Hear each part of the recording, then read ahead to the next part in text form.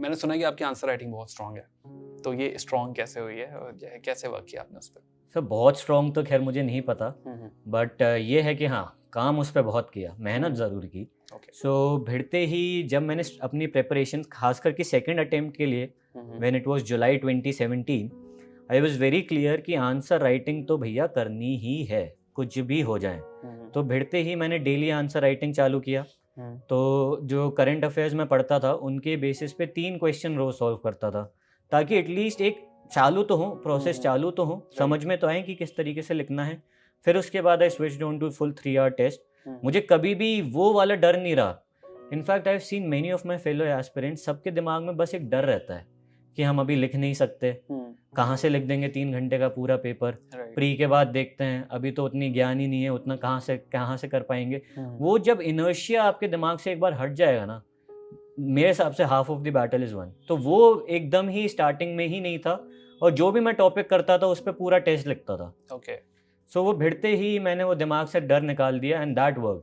फिर उसके बाद नेचुरल बात है, जो जैसे जैसे लिखता था उसको एनालाइज करता था कि हाउ कैन आई इम्प्रूव, कैसे प्रेजेंटेशन इम्प्रूव कर सकूं, जिस तरीके से कंटेंट लिख रहा हूँ कैसे बेटर तरीके से दिखा सकूं। और वो मैं आखिर तक करता रहा। मतलब आखिर का आप कह सकते हैं, जो मेन से पहले 10 दिन थे तब जाके मेरे दिमाग में एकदम क्लियर कट एक आइडिया रहा, एक ब्लूप्रिंट निकाला मैंने कि ये तरीका है जो कि फाइनल में जाएगा। तो क्या तरीका है? वो तरीका सर, जैसे मैंने मतलब कि कैसे इंट्रोडक्शन रहेगा, फिर सब हेडिंग से लिखेंगे, फ्लो चार्ट्स का अच्छे से यूज करेंगे। तो मेरे 2-3 सेट फ्लो डायग्राम्स थे जो मेरे हाथ में इतनी प्रैक्टिस से इनग्रेन हो चुके थे, सोचना भी नहीं पड़ता था कि अब कैसे डालूं फ्लो डायग्राम।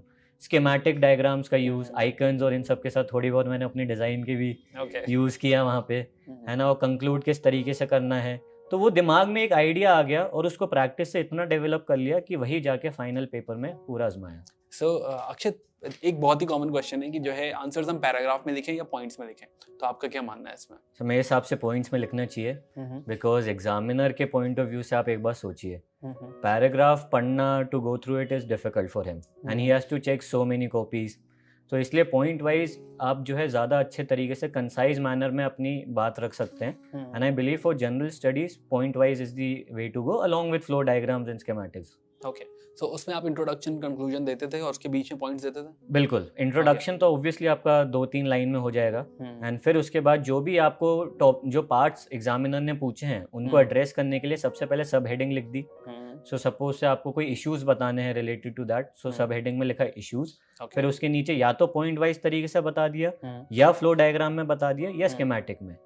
और उसमें फिर एक्सप्लेन नहीं करना होता आपको एक एक चीज, है ना। You have to put your point and the examiner understands, अच्छा क्या कहना चाहते हो, समझ जाएगा, and then you conclude it the question.